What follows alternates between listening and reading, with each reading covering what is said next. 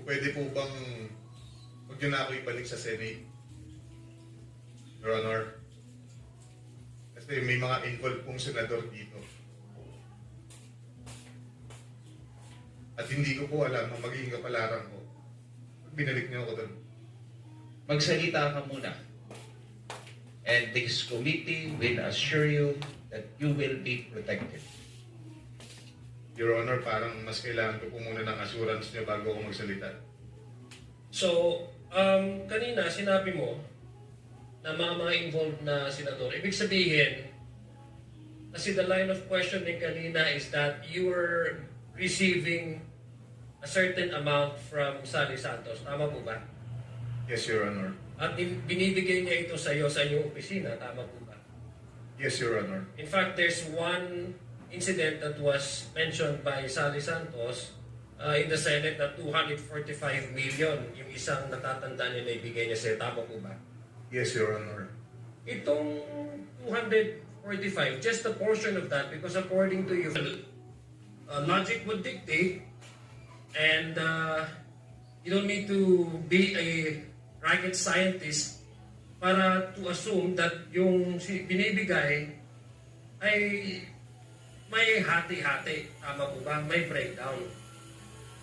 Yes po, Your Honor. Sinasabi niya po, kinukuha na yung commitment. Commitment na ano ibig sabihin commitment? Yung kaninong hatian yon. Kung ako po mag-interpret, commitment po para kay Senator.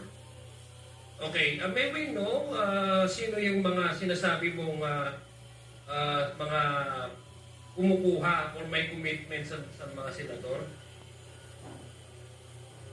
Kasi you mentioned this earlier before we grant you the request of having a recess suspended. May we know who are these sinasabi mong may mga involved na mga senador? Okay lang po bang basahin ko, Your Honor, kung ano lang po yung naisulat ko.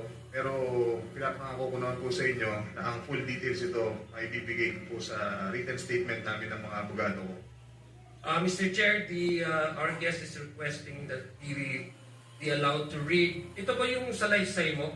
Pinirmahan mo? Tama po ba? Ito ba yung tinatanong sa iyo kanina ni Congressman Garvin?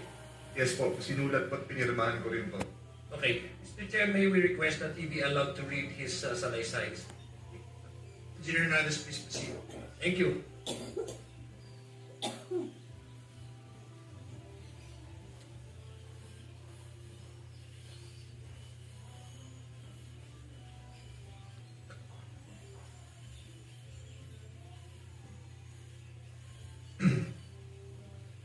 Good morning.